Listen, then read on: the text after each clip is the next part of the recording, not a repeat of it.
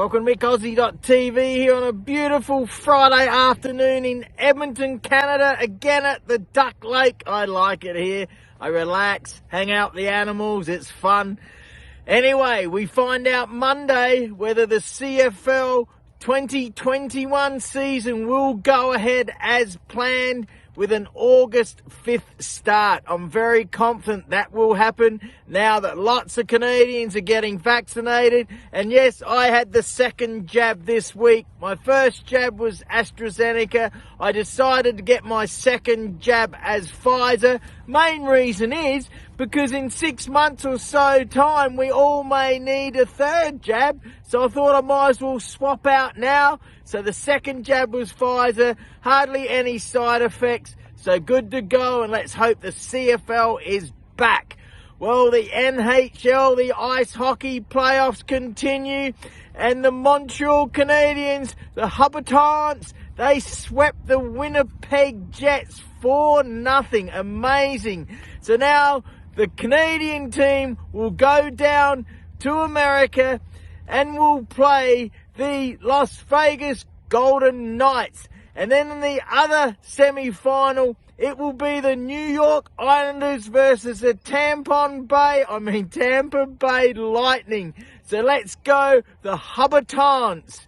Well, AFL Rd13 started on Thursday night, and the Port Adelaide Power Pap Smears at home in Adelaide as favourite got defeated by the Cats. Yes, the Geelong Cats upset the Port Adelaide Power Pap Smears. Cameron, amazing. Jeremy Cameron over from the GWS Giants. Welcome inclusion into the Cats team. I'm a big fan of his. And then last night, the Hawthorn Hawks, 22.5 underdogs, beat the Sydney Swans by 38 points. So round 13, let's now go to my segment on Sports Rage, SportsGrid Radio. You're listening to Sports Grid Late Night with Gabe Morency on Sports Grid Radio, Sirius XM Ch204. Late Night Anger Management class. This is Sports Rage. I am Morency, Sirius XM Channel 204, Sports Grid Radio Network's the loudest station in the nation. Here's for you overnight degenerate gamblers right now. Let's get some AFL talk in right now. Mick Aussie steps up and in. And Cam asked me today, how is Mick doing with the picks in the AFL? And I said, pretty good. Mick, you know what? You've had quite a few 7-2 weeks, 8-1 weeks. You're doing well. And then, you haven't really had a horrible week, sometimes 500 and stuff. But like I told Cam, I said, the thing is with this league, once a week, man, there's always going to be at least one upset that's going to screw the parlay up, or as they say in Australia, a multi. Man, this league is tricky at times, Mick. Yeah, Gabe, last week was maybe my worst week, and I said about 2 weeks ago, I said, I think things are settling down. But what's happened is there's so many injuries, because last year with COVID, they had shorter quarters, and the season went about a month longer, so their off-season was shorter, and there's just so many more injuries. So this week is absolutely crazy, but I think I've got a few bets you might like. There's a game going off right now, so I figured sort of cut you off. I just want to get it because this game's starting in like a minute, actually. It's good timing. Fremantle and Gold Coast. Fremantle and Gold Coast, Mick. What's your thoughts on this game? The game's basically a pick-em. Oh, I keep away from it. I would have picked the Dockers normally, but they've got so many injuries, and Fife, the star, he is out. The Suns are coming off the bye, and they've got this Matt Rao kid back that's a superstar, but he's been injured. Well, he's back in. I just got a feeling the Suns might have more run, even though it's in Perth and the Dockers' home ground. I think the Suns might get up, but very, very close. I didn't bet it. I picked the Suns just, but keep away from it, I think. Way too tough to tell. Could be really, really close. I'm going to take over 158.5. I'm putting it in. It's in. So a little late night action. So we're off and running. Here we go, Mick. Let's rock. I told you we're not screwing around here. We're not playing around. All right, so let's load up the rest of the games here. Do you like the card this week? Do you like the picks this week? Are you confident? Oh, not on the money line. No, I'm not. The first two games, the underdogs have won. Like, I woke up this morning and the Swans were 22-point favourite and they lost by 38. And then the Power Pap Smears lost at home to the Cats. And I fell out of bed this morning, went to turn the light on. So round 13, I don't know, be careful round 13. But I've got a couple later on I think we can do all right with. Yeah, lucky 13, eh, Mick? That's what I'm saying. There's upsets all the time. So I'm having success with totals, though. That's why I'm like, screw it. I'll just bet the over this game. Yeah. So what about your Adelaide Crows and St. Kilda? Another game is basically a pick 'em. We just got to pick who's going to win the game. Who's going to win this game? St. Kilda, the Saints, or the Crows? Oh, well, again, the Saints have got terrible injuries, and two of their players have gone back to Melbourne because Melbourne was in lockdown to have their wives are having kids. Crows got upset by the Magpies last week. I think the Saints are just decimated. I think the Crows might win that, even though they're terrible lately. But it's in Cairns. And the Americans say Cairns, as it's Kazali Stadium in Cairns, up in the top of Australia. Yeah, so they're playing around the place. Yeah, I've called it Cards before. So it's Cairns, right? Yeah, but it's Cairns. Yeah, because what's the basketball team? The Can Taipans? What are they called? Yeah, the Cairns, they say in America. Yeah, Cairns. It's a beautiful place, big holiday place, big tourist place where they go out and they hunt for the big fish, mate, the big marlin fish out there. It's called Cairns, Australia? Yeah, I've been up there, and there's a beautiful place just north Port Douglas, like massive tourist place. Yeah, that's where they go out and they get the big marlin. You see it on TV where they sit on the edge of the boat and reel in those massive marlin fish. So what's the deal, Mick? The Olympics going to Australia in 2032? I don't know, mate, but I heard the Boomers, the men's basketball coach, talk today on radio, and if Ben Simmons and Joe Ingles play, they reckon they're a chance to win a medal in the men's Olympics basketball. I don't know if they're exaggerating, but they're pretty confident. Settle down. Yeah, Ben Simmons, the pride of Australia. Yeah, I don't know. I thought I saw the Olympics. I don't know. I thought it was yeah, here it is.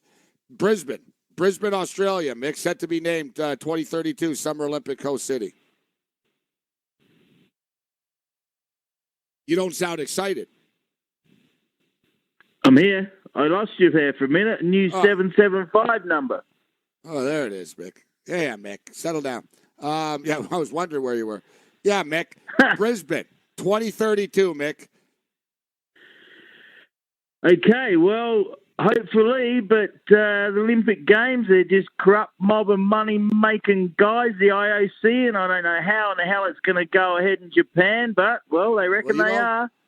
I'll tell you, I know you know why the Olympics are, too.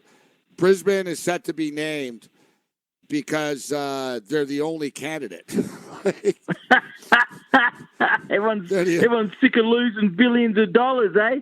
Yeah, that's exactly it. No one bids for this stuff anymore. No one even wants it, right? It's like, we don't want to owe like $10 billion to you guys. We're not doing this, right? So the only people who want to do it are China now all the time.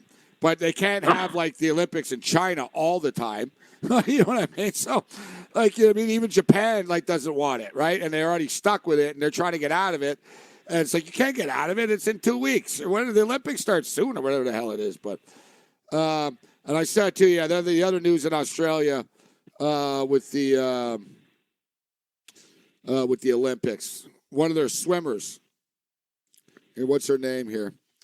Madeline Groves. Australia's Madeline Groves drops out of Olympic trials due to sexism in the Australian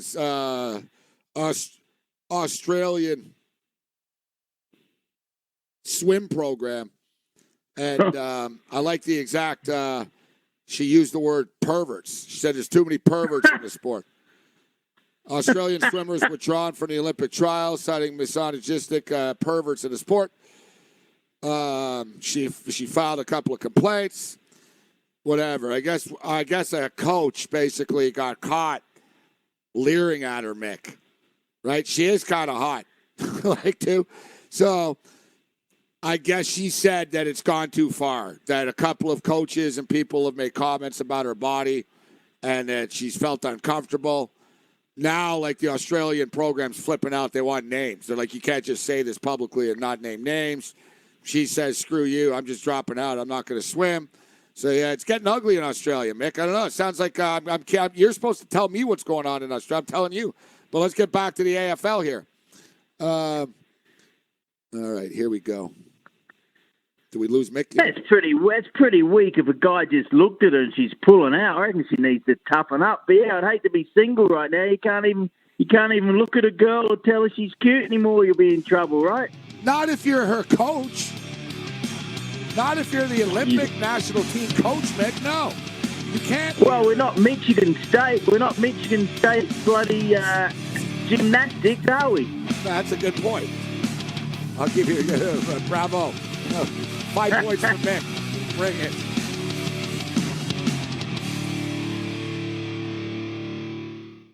You think you know, but you don't. You say you will, but you won't. Late night anger man request. This is Sports Rage. Throwing it down on the Friday night freak show. Mick Aussie kicking it with us right now. All right, let's get to the AFL here because we got to get to the Euro. We got UFC. We got a lot of stuff to get to. All right, so St. Kilda and Mick's Adelaide Crows. Mick, you're saying the Crows, right? But you don't think it's a lock. They both suck. I get it. But you're saying the Crows over the Saints here tonight? Oh, yeah. Look, that's a toss of the coin. I just think they might have more endeavour, and the Saints are decimated, and Saints are gone for the year as well. But I wouldn't bet that one. I think I got some better bets. But I did pick the Crows in the competition, but with very, very little confidence, Gabe. All right, so let's get into, we got the worst team in the league now, the Roos, the Kangaroos, North Melbourne Kangaroos, 1-10 on the season. They've won just one match, one game all year, 1-10 out of 11 games. They're taking on the Giants, Great Western Sydney Giants, who are 5-6 on the season. Although they're 3-2 in their last 5, they're battling right now. The top 8 teams make the playoffs, but they're in a little bit of trouble, Mick. They're 8 points back behind Richmond and West Coast right now. 20.5 points, point spread. What do you make of Great Western Sydney and North Melbourne? Yeah, interesting. It's in Hobart, down the bottom of Australia at Bluntstone Arena. They're both coming off a bye, so they'll be fresh. GWS have got a few ins. Matt DeBoer, don't you love that name? Matt DeBoer. Toby Green, he's back in as well. Good as Eddie Betts. Eddie Betts is the best name in sports. Eddie Betts. Well, here we go. For the Roos, your mate, Jaden Stevenson's in because he come over from the Collywobbles and he's the one that got suspended for 10 games for betting. So he's one of your mates. And Robbie Tarrant is back in.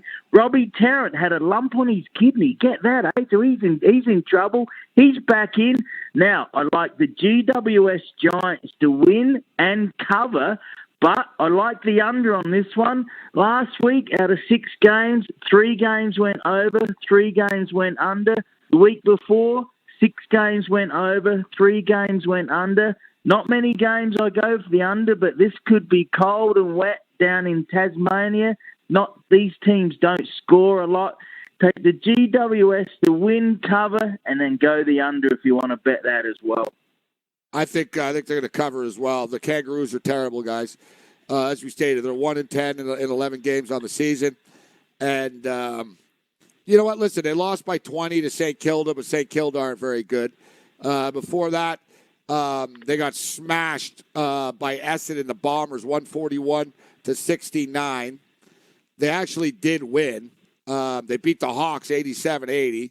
But when they lose, they generally get smashed. They lost 94-76, so 18. So you see, man, the odds makers aren't dumb, right? You know, they lose around 20 often. And then they lost to Melbourne, the Demons, by 30, but the Demons are the best team right now. But I think Great Western Sydney, and you know what, if you want to put in a parlay, I know there's always that parlay buster. And I tell you, Mick, you know why I know all this Australian stuff, too, is one of the sites that I watch, For whatever reason, bro, it's Australian. Every commercial I get is Australian, Mick. And, I'm getting, Australian Sports Center and stuff. You know what I'm saying? So, that's why I know. I can tell you guys it's $35 for the family meal over at Hungry Jack's, which is Burger King.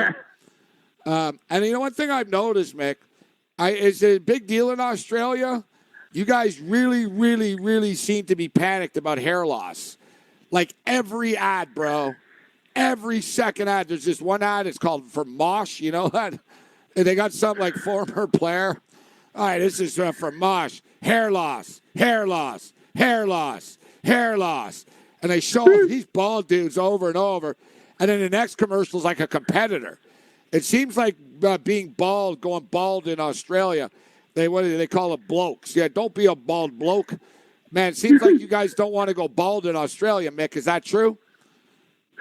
Oh, probably. I mean, I'm living here in Edmonton, got a great girlfriend. I don't care about image or nothing. I just like a simple, stress-free life. That's but in Australia, yeah, it's who's who and the image, and everyone's into fitness and looking. Yeah, I was going to say that. That's what I was going to say, Mick. Don't get me wrong. It's pretty vain, isn't it? As far as looks and everything, Australia is not the deal. It seems like it's very vain, like everything. You're right. It's a vain country. All right. Mick's throwing his own country. Well, Gabe, you want to watch this show on Netflix? It's called Rake. It's a middle-aged lawyer in Sydney. I laugh my head off. He bangs a different chick nearly every show. He's a complete screw-up he does. He's a great lawyer. And it's inner city Sydney, and it's hilarious, mate. But it is. It's kind of the image of the politicians. What's it called? Rake? I'm getting a great. It's called Rake. R-A-K-E. 5 series. Check it out. Really, really funny, mate. I laugh my head off. That sounds like a type of show I would like. Why not? You would love it. Yeah, you'd love it, mate. He's just crazy, cokehead lawyer. Sounds good. Yeah, he's just a complete mess up, this guy, but it's really funny, eh? All right, so my West Coast Eagles in Richmond, and I was just giving you guys the standings here, so the top 8. And how many rounds this season, Mick? Because I know because of the pandemic it changes sometimes. So how many games you guys playing this year? Yeah, each team plays 22 games, and then they have a bye. So this is an absolute top game, this one. Your Eagles, I went off them last week, and then they went out and won against Carlton with a lot of injuries. The Tigers, they went riot in the last 10 minutes against the Bombers. Now, this is the thing, Gabe. The Tigers were over in Perth to play the Bombers because of the COVID-19 problems in Melbourne. But get this, because of the ridiculous, stupid rules in Australia and the state's politicians just thinking they're great, the Tigers had to fly to Sydney and then fly back to Perth. So the game's in Perth, where your Eagles are home. They'll have 50,000 people at the Eagles Stadium. I've swapped my pick, mate. Because of the Tigers' travel and their players not as hungry, I think the Eagles might win. But this is one of my best bets of the week, and I know you love the overs. I think the over in this game might be the better bet of the week. Tigers, though, after round 12 in the last 3 years, they're 31-4.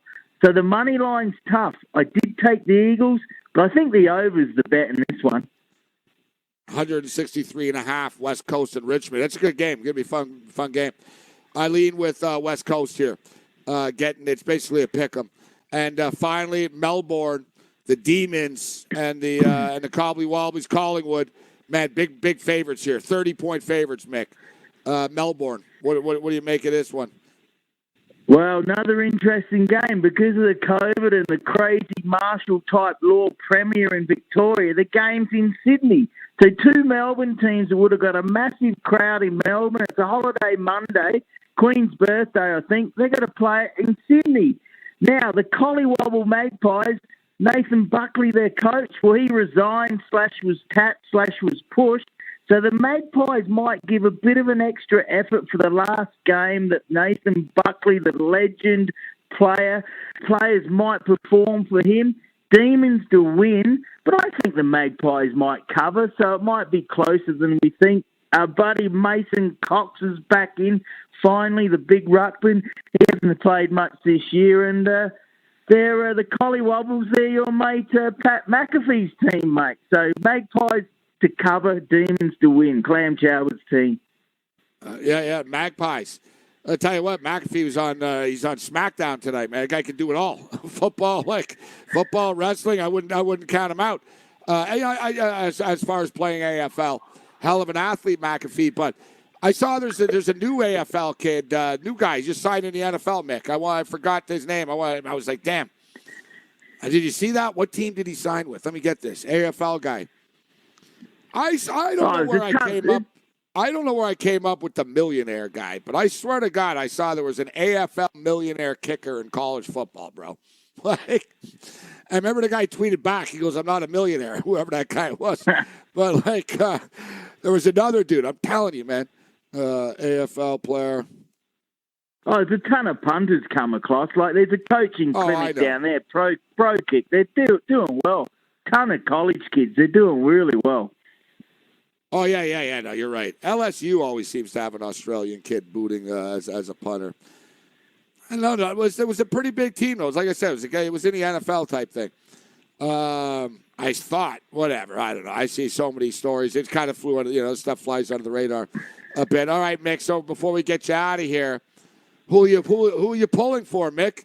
The Montreal Canadiens or the Las Vegas Golden Knights?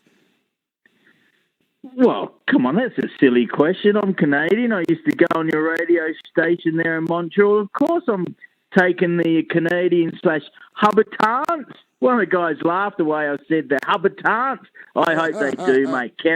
Kerry Price and the guys, I hope they do really well. And the other thing is, Gabe, this tennis, the French Open, they play on dirt. You'd think they'd be able to get a decent surface. They call it clay. I reckon it's dirt, mate. I can't get into the French Open like I do other tennis events. Yeah, I like that dirt stuff. Mick Aussie, great job, Mick.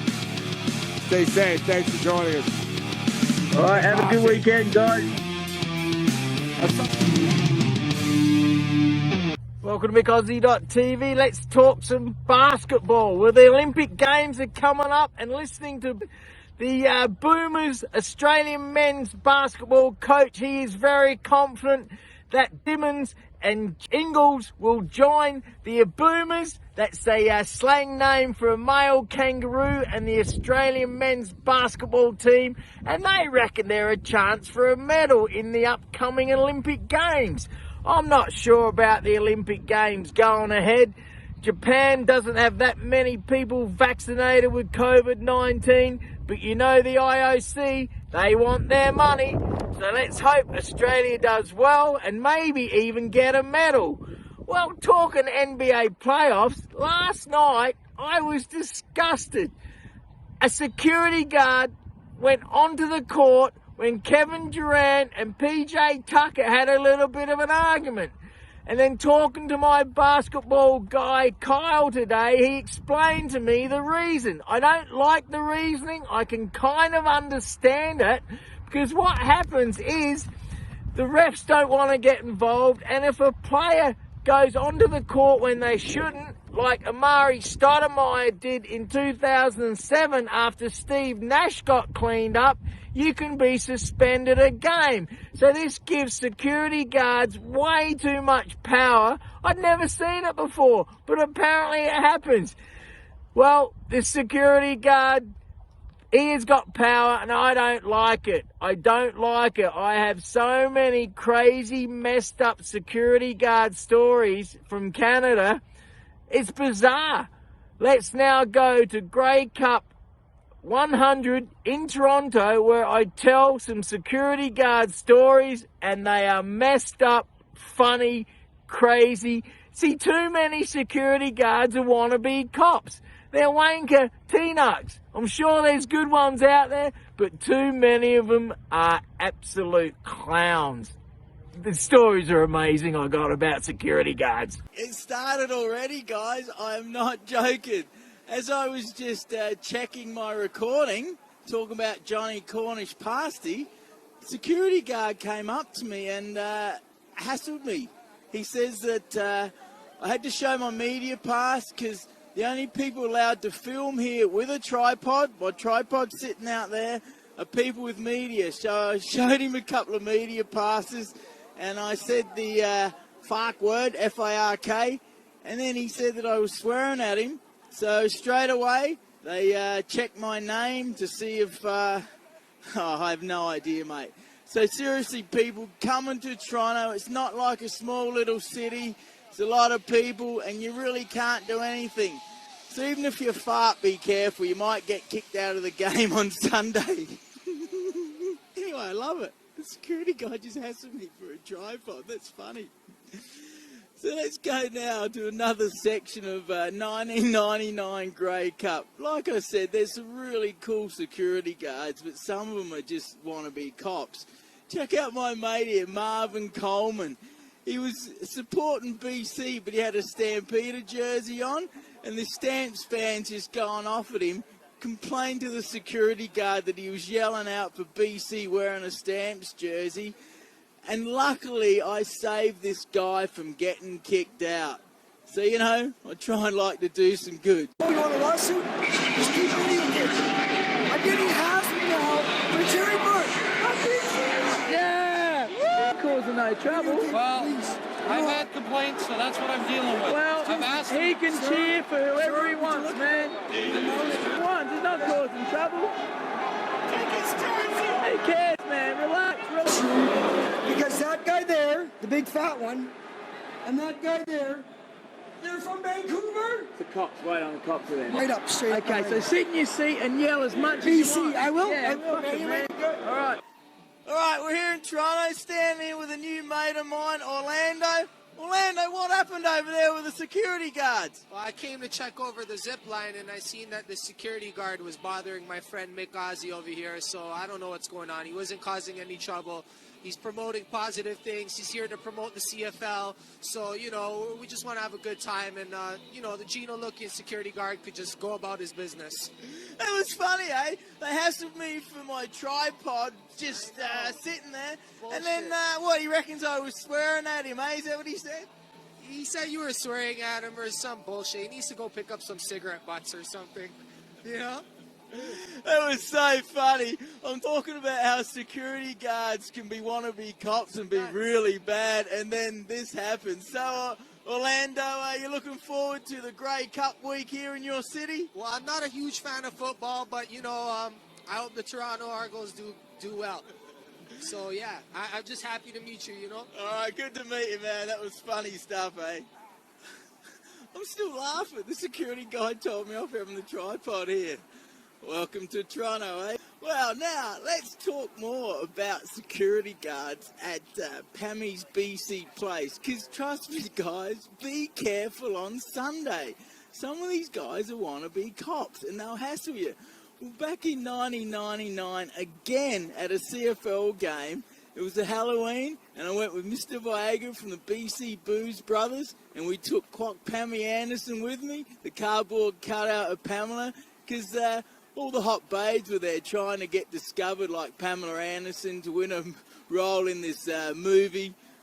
So we took Pammy Anderson with us, and there was like, back in those days, crowds weren't as good at BC Place. There's about 20,000 people there in a 50,000 seat stadium, and this is totally true. This security guard saw the cardboard cutout of Pammy sitting next to me and Mr. Viagra, and he asked me if I had a ticket for her because she was sitting in a seat. Can you believe that? So me and Mr. Viagra, we just started laughing at him, giving it to him, and he didn't know what to do. Check it out. This is hilarious. Anderson. You're not chatting up my girl, are you? I love Pamela. You can't chat up Pamela.